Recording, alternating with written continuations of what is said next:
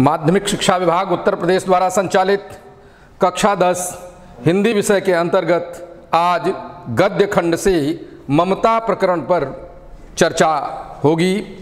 आप जान चुके हैं ममता पाठ के प्रथम भाग में हम लोगों ने ममता से संबंधित आवश्यक विवरण जान लिए हैं। प्रश्न अभ्यास के अंतर्गत जो महत्वपूर्ण प्रस्तर खंड हैं जिनके बारे में हमें जानना है उसकी जानकारी आज अवशेष भाग के अंतर्गत हम लोग प्राप्त करेंगे। तो आइए चलते हैं अवशेष भाग की ओर।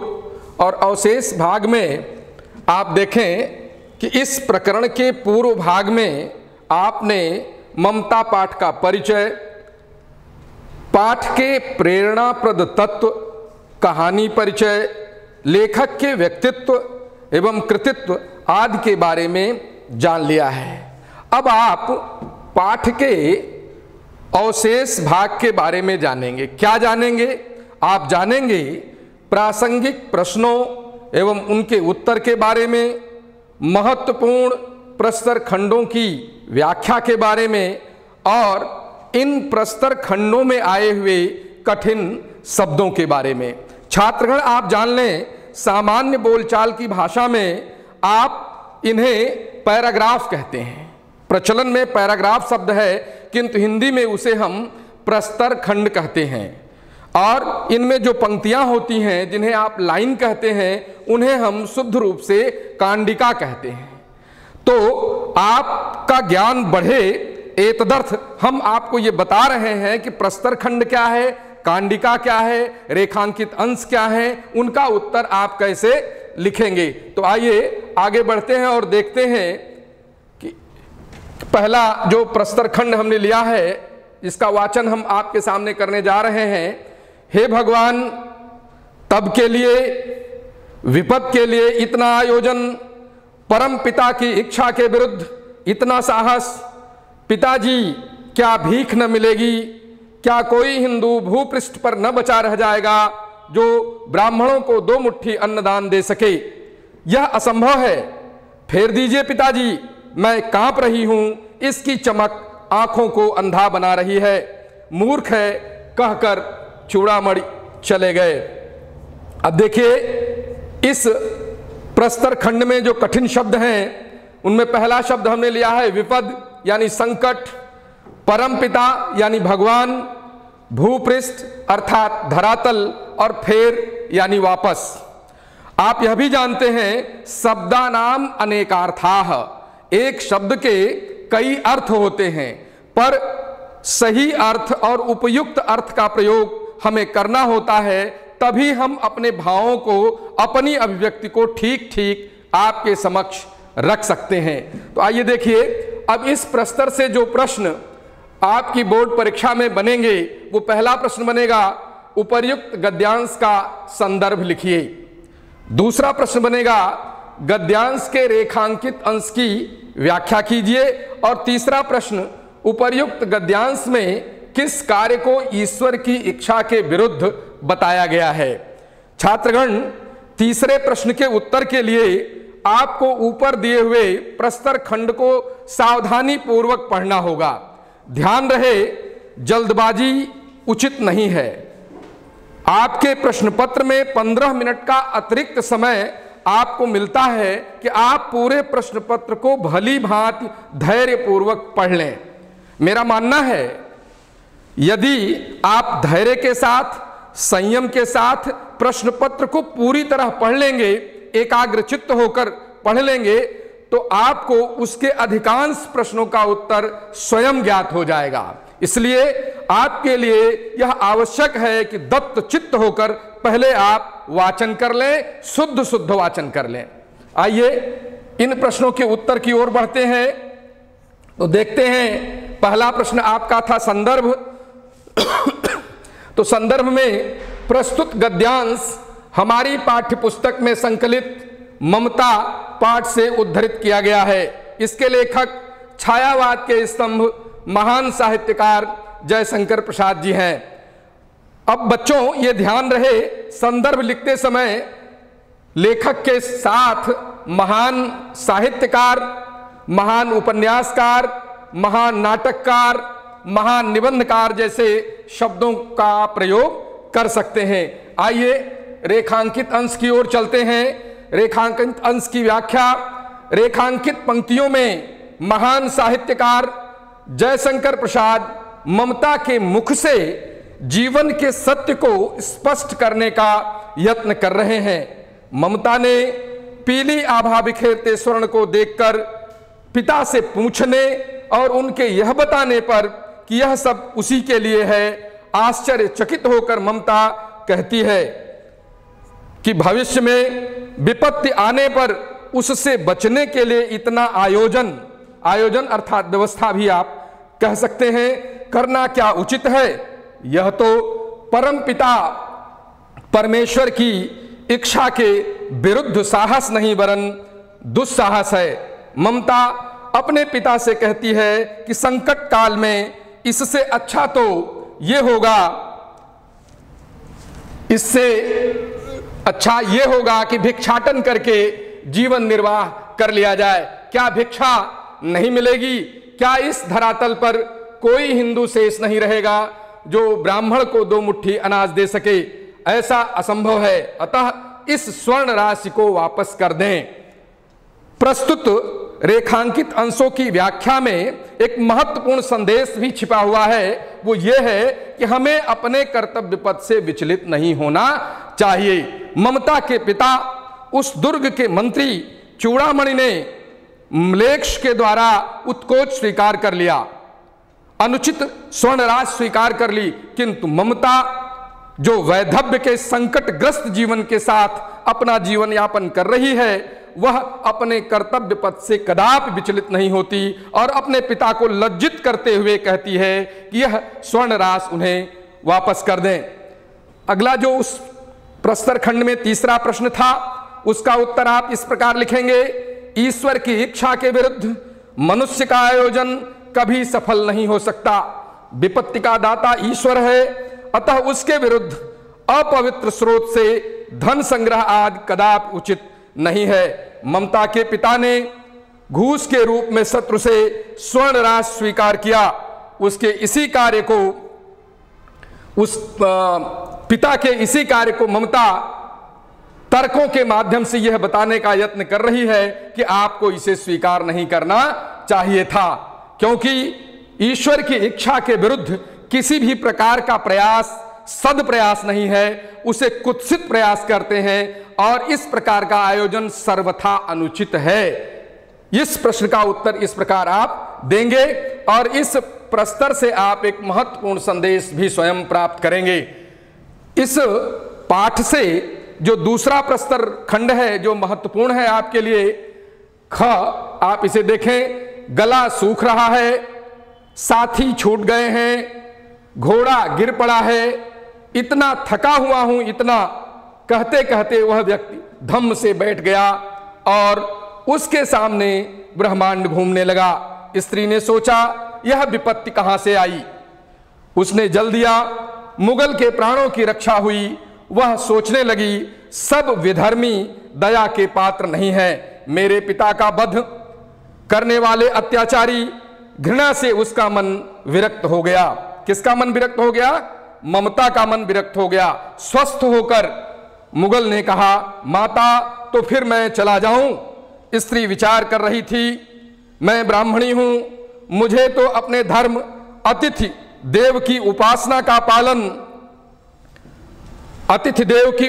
का पालन करना चाहिए, परंतु यहां नहीं, सब विधर्मी दया के पात्र नहीं होते, परंतु यह दया तो नहीं, कर्तव्य पालन करना है। तब यानी वो अपने मन में विचार करने लगी ममता कि किम युक्तम किम अयुक्तम। अब आप देखिए इस प्रस्तर खंड से जो कठिन शब्द हैं वो आपके सामने हैं। विधर्मी यानी अपने धर्म के अतिरिक्त दूसरे धर्मावलंबी को विधर्मी कहते हैं, और विरक्त स्नेहहीन, जो किसी के लिए स्नेहहीन हो जाए उसे विरक्त कहते हैं। इस प्रस्तर से जो प्रश्न हैं उन्हें आप देखें। उपर्युक्त गद्यांश का संदर्भ लिखिए, गद्यांश के रेखांकित अंश की व्याख्या कीजिए। स्त्री किस धर्म के पालन के विषय में विचार कर रही थी। छात्रगण, अब आप देखें कि इन प्रश्नों का उत्तर आपको देना है। यद्यपि संदर्भ पूर्वत है, क्योंकि एक ही प्रकरण से ये प्रस्तर खंड है। जिन प्रस्तर खंडों को आप पीछे पढ़कर आ रहे हैं उसी पाठ से है, फिर भी आपकी आवृत्ति के लिए एक बार पुनः संदर्भ आप देखें। प्रस्तुत गद्यांश हमारी पाठ्य पुस्तक में संकलित ममता पाठ से उद्धृत किया गया है। इसके लेखक छायावाद के स्तंभ महान साहित्यकार जयशंकर प्रसाद जी हैं। जो इस प्रस्तर में रेखांकित अंश है उनकी व्याख्या को आप देखें। रेखांकित पंक्तियों में ममता अपने मन के उद्गार को व्यक्त कर रही है। ममता ने झोपड़ी के सामने प्यासे थके हारे बैठे मुगल को पानी पिलाकर प्राणों की रक्षा की, किंतु शरण मांगने पर वह अविश्वास के कारण सोचने लगी कि शेर शाह ने उसके पिता की हत्या की थी। यह मुगल भी उसी तरह का विधर्मी व्यक्ति है। धर्म में विभिन्नता के बावजूद हर व्यक्ति दया का पात्र होता है, किंतु विधर्मी दया के पात्र नहीं।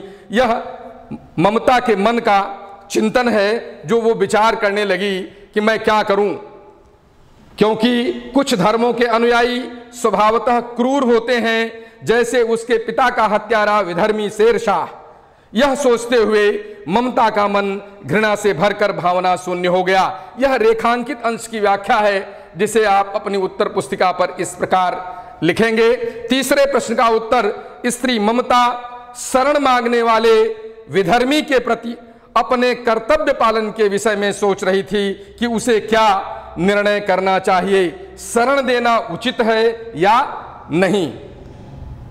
छात्रगण, भारतीय संस्कृति में शरण मांगने वाले को शरण देना हमारा मूल कर्तव्य माना गया है।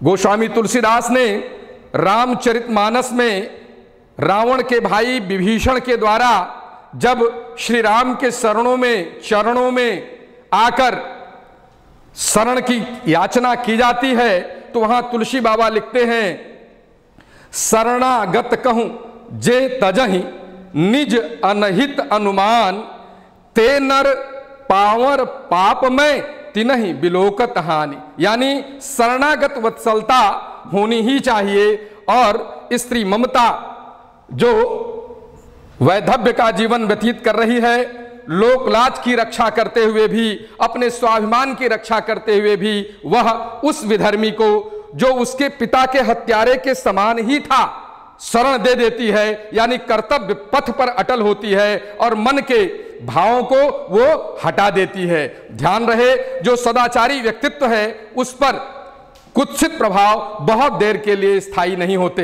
वे हट जाते हैं। यही हुआ, ममता का पवित्र हृदय उस शरणागत को शरण देने के लिए बाध्य हो जाता है। उसकी अंतः चेतना उसे विवश कर देती है और उस मुगल पथिक को ममता आश्रय देती है। आइए तीसरे प्रस्तर खंड की ओर हम चलते हैं, इसका वाचन करते हैं। ममता ने मन में कहा, यह कौन दुर्ग है, यही झोपड़ी ना, जो चाहे ले ले, मुझे अपना कर्तव्य करना पड़ेगा।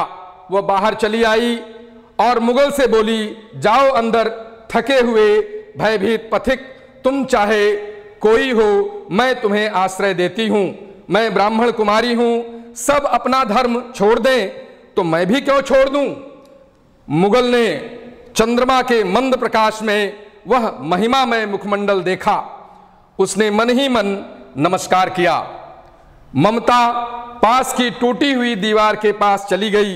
भीतर थके पथिक ने झोपड़ी में विश्राम किया। अब आप देखिए, इसमें रेखांकित पंक्तियों को आप देख रहे हैं। इन रेखांकित पंक्तियों की आपको व्याख्या करनी होगी। इस प्रस्तर खंड में आए हुए कठिन शब्दों को देख लें। दुर्ग यानी किला, आश्रय यानी शरण, और पथिक यानी यात्री। ये इस प्रस्तर खंड के कठिन शब्द हैं। इनमें जो प्रश्न बनेंगे उन्हें आप देखें। उपर्युक्त गद्यांश का संदर्भ लिखिए, गद्यांश के रेखांकित अंश की व्याख्या कीजिए। ममता ने मुगल को क्यों आश्रय दिया, ममता ने मुगल को क्यों आश्रय दिया, यह जो प्रश्न है यह किस प्रकार का प्रश्न है, बोध का प्रश्न है।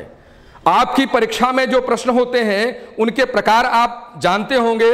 पुनः आपकी स्मरण के लिए एक बार बता दूं, ज्ञान, बोध, अनुप्रयोग और कौशल से संबंधित प्रश्न आपसे पूछे जाते हैं। तो यह प्रश्न बोध का है कि ममता ने मुगल को क्यों आश्रय दिया, यह आपके समझने का प्रश्न है। इसके एक से अधिक उत्तर हो सकते हैं जिनको आप अपनी उत्तर पुस्तिका पर लिखेंगे। यह निर्भर करेगा कि आपने पाठ को, आपने प्रस्तर खंड को कितने मनोयोग के साथ पढ़ा है और समझा है। आइए संदर्भ की ओर चलते हैं। यद्यपि संदर्भ पूर्ववत है तथापि एक बार दोहराते हुए हम आगे बढ़ते हैं। प्रस्तुत गद्यांश हमारी पाठ्य पुस्तक में संकलित ममता पाठ से उद्धृत किया गया है। इसके लेखक छायावाद के स्तंभ और महान साहित्यकार जयशंकर प्रसाद जी हैं। रेखांकित अंश की व्याख्या आप देखें, जो उपर्युक्त प्रस्तर में रेखांकित अंश थे उनकी व्याख्या आप कैसे लिखेंगे। रेखांकित पंक्तियों में ममता के उद्गार को सुनकर मुगल ने किस दृष्टि से उसे देखा और उसका हृदय कितना प्रभावित हुआ, इसे स्पष्ट किया गया है। ममता मुगल से कहा कि थके हुए पथिक यानी यात्री, मैं तुम्हें आश्रय देती हूं। मैं ब्राह्मण कुमारी हूं, भले सब लोग अपना धर्म छोड़ दें किंतु मैं अपने धर्म अतिथि उपासना का पालन करना नहीं छोड़ सकती। इतना सुनते ही असहाय मुगल ने चांदनी रात के मंद प्रकाश में गौरवमयी ममता के मुख की आभा देखी, चमक देखी और मन ही मन उसे नमस्कार किया। आश्रय देने वाली गरिमामयी ममता की उदारता के सामने वह नतमस्तक हो गया। कौन नतमस्तक हो गया? वो पथिक, वो मुगल पथिक जो शहंशाह हुमायूं के रूप में उस कुटिया के सामने आश्रय मांग रहा था। उसके मन में यह था, यह अकेली स्त्री क्या मुझे शरण देगी? वह जान बचाकर भागा था। उसके मन में यह संदेह था कि शेर शाह के सैनिक कहीं उसे ढूंढ न लें और उसकी हत्या न कर दें, क्योंकि उस समय वो असहाय हो चला था। उसके प्राणों की रक्षा हुई, इसलिए उस गरिमामयी ममता के मुखमंडल की आभा को, मुखमंडल की कांति को देखकर मन ही मन नमन किया, प्रणाम किया और नतमस्तक हो गया। तीसरे प्रश्न का उत्तर आप देखें। ममता ने मुगल को आश्रय अपने कर्तव्य पालन की दृष्टि से दिया था। अतिथि की उपासना हर गृहस्थ का, विशेषकर हिंदू धर्म में अनिवार्य माना जाता है। अतिथि देवो भव धर्म का आदेश है। इसी आदेश के पालन के लिए ममता ने मुगल को आश्रय दिया। ये बहुत महत्वपूर्ण बात है भारतीय संस्कृति की कि यदि कोई अतिथि, कोई मेहमान हमारे घर आ जाता है तो उसके सम्मान में, उसके आदर में हम कोई कमी नहीं करते। हम अपने को समेट लेते हैं, अपनी सुख सुविधाओं को कम कर लेते हैं, किंतु आए हुए अतिथि को सम्मान इस प्रकार देते हैं जैसे वो हमारे लिए भगवान हो। इसीलिए भारतीय मनीषा ये कहती है, अतिथि देवो भव, अतिथि भगवान के समान है। और इसी कर्तव्य का पालन ममता ने किया और उस शरण मांगने वाले, आश्रय मांगने वाले मुगल पथिक को अपनी कुटिया में आश्रय प्रदान कर दिया। आइए अगले प्रस्तर खंड की ओर हम चलते हैं। शब्द सुनते ही प्रसन्नता की चीत्कार ध्वनि से वह प्रांत गूंज उठा। ममता अधिक भयभीत हुई। पथिक ने कहा, वह स्त्री कहाँ है? उसे खोज निकालो। ममता छिपने के लिए अधिक सचेष्ट हुई, सचेष्ट यानी सावधान हुई। वह मृगदाव में चली गई, दिन भर उसमें से न निकली। संध्या में जब उन लोगों के जाने का उपक्रम हुआ तो ममता ने सुना पथिक घोड़े पर सवार होते हुए कह रहा है, मिर्जा, उस स्त्री को कुछ भी दे न सका, उसका घर बनवा देना, क्योंकि मैंने विपत्ति में यहां विश्राम एवं संरक्षण पाया था। यह स्थान भूलना मत। इसके बाद वे चले गए। अब आप देखें, इनमें जो रेखांकित पंक्तियां हैं इनकी आपको व्याख्या लिखनी है और संदर्भ लिखना है तथा इसमें आए हुए प्रश्न का उत्तर देना है। तो सबसे पहले कठिन शब्दों को हम देख लेते हैं। सचेष्ट यानी सावधान, मृगदाव यानी वन्य जीवों, हिरण आदि के रहने का स्थान, जहां पर छोटे जंगली जीव छिप कर रहते हैं अपनी प्राण रक्षा के लिए, उन्हीं के बीच ममता चली गई थी, जिससे ममता की सुरक्षा को कोई आघात न पहुंचे। आइए आगे चलते हैं और देखते हैं इस प्रस्तर खंड से प्रश्नों को। पहला प्रश्न, उपर्युक्त गद्यांश का संदर्भ लिखिए, गद्यांश के रेखांकित अंश की व्याख्या कीजिए। तीसरा प्रश्न है, ममता क्यों भयभीत हुई। तो संदर्भ पुनः वही है जिसकी आवृत्ति हम बार बार कर रहे हैं, पूर्वत ही आप इसे लिखेंगे, आप देख लेंगे, समझ लेंगे, और कोशिश आपकी ये होनी चाहिए, प्रयास आपका ये होना चाहिए कि संदर्भ की भाषा रुचिकर और साहित्यिक हो। आइए एक बार दोहराते हैं संदर्भ को। प्रस्तुत गद्यांश हमारी पाठ्यपुस्तक में संकलित ममता पाठ से उद्धृत किया गया है। इसके लेखक छायावाद के स्तंभ महान साहित्यकार जयशंकर प्रसाद जी हैं। रेखांकित अंश जो इसमें हैं उनकी व्याख्या आप कैसे लिखेंगे, आप देखें। रेखांकित पंक्तियों में मुगल को शरण देने की रात के बाद सुबह अनेक सैनिक उसकी झोपड़ी के सामने घूम रहे थे, अर्थात जहां वो छिपा हुआ था, हुमायूं के सहयोगी सैनिक उसे खोजते खोजते वहां तक आ पहुंचे थे। मुगल झोपड़ी से बाहर निकल आया था। यहां मुगल शब्द हुमायूं के लिए प्रयुक्त है। हुमायूं उस झोपड़ी से बाहर निकला। मुगल पथिक अपनी आश्रयदाता स्त्री को कुछ देना चाहता था, इसलिए उसने आदेश दिया कि उस स्त्री को खोजो। किस स्त्री को खोजो? ममता को खोजो, जिसने उस मुगल को आश्रय दिया था। जब वह नहीं मिली तो उसने एक मिर्जा यानी अपने एक सहयोगी से कहा कि मैं आश्रय देने वाली उस स्त्री को कुछ भी नहीं दे सका, तुम उसका घर अवश्य बनवा देना, क्योंकि मैंने विपत्ति के क्षणों में यहाँ आश्रय पाया और विश्राम किया था। यह स्थान भूलना नहीं। यह हिदायत देकर वे सब चले गए। कौन चले गए? हुमायूं चला गया और हुमायूं के जो सहयोगी सैनिक थे वे सब चले गए। आइए देखिए जो तीसरा प्रश्न है इस पाठ का, उसका उत्तर आप कैसे लिखेंगे। ममता का भयभीत होना स्वाभाविक था।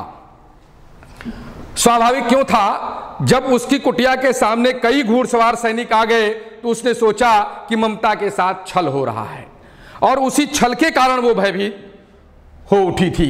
ममता के मन में पहले से ही भाव भरा हुआ था कि सब विधर्मी दया के पात्र नहीं होते हैं, वे कभी भी धोखा, कृतघ्नता, एक शब्द आया यहां कृतघ्नता, आप देखें कृतघ्नता का क्या अर्थ है।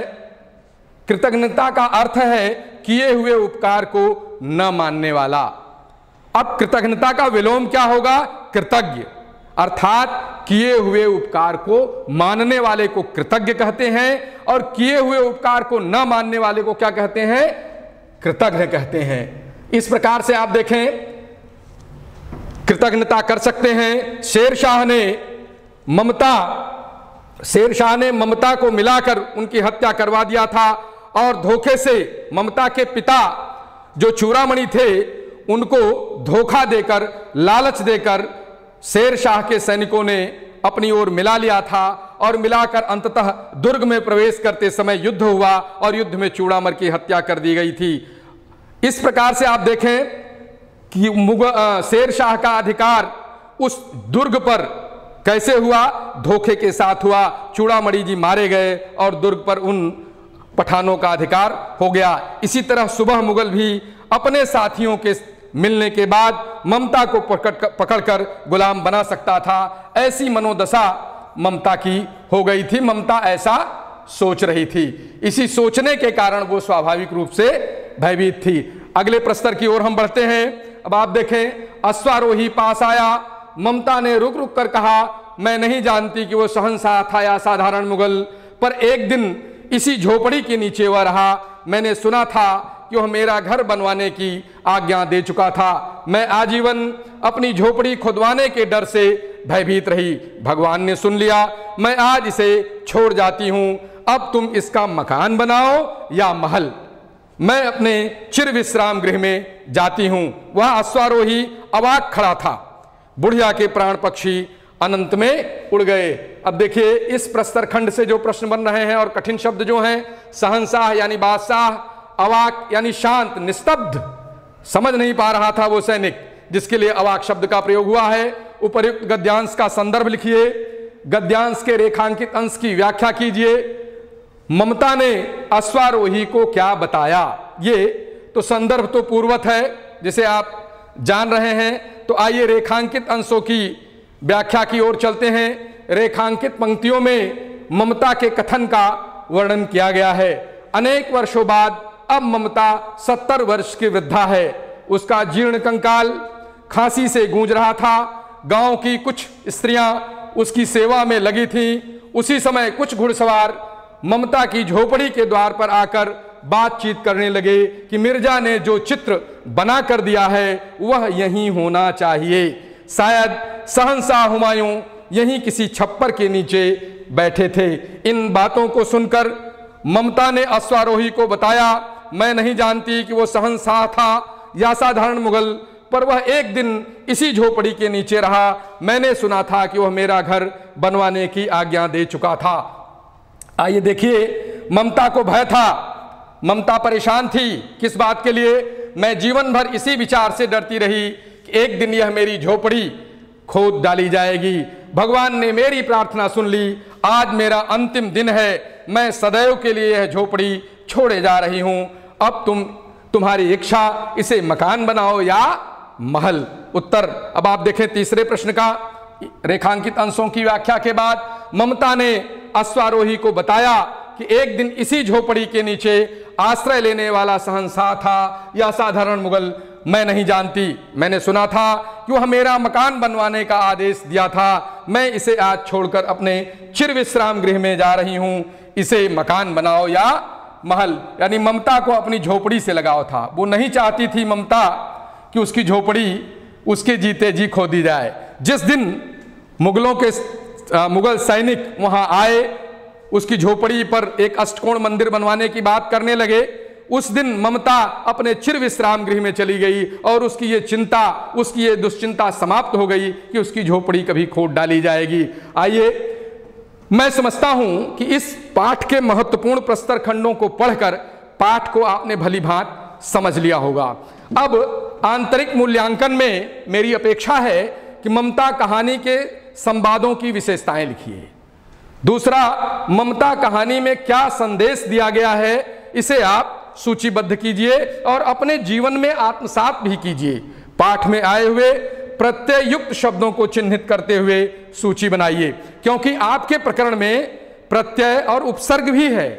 तो उपसर्ग और प्रत्यय का ज्ञान आप जब विभिन्न पाठों को पढ़ें तो उपसर्ग और प्रत्यय से संबंधित शब्दों का चिन्हांकन करते जाएं। इससे आपका ज्ञान कोश बढ़ता जाएगा और पूरे के पूरे पाठ्यक्रम पर आपका अधिकार स्थापित हो जाएगा। मैं विश्वास के साथ कह सकता हूं कि ममता पाठ को आपने भली भांति समझ लिया होगा और इस प्रकार मैं आज की कक्षा यहीं समाप्त करता हूं। धन्यवाद।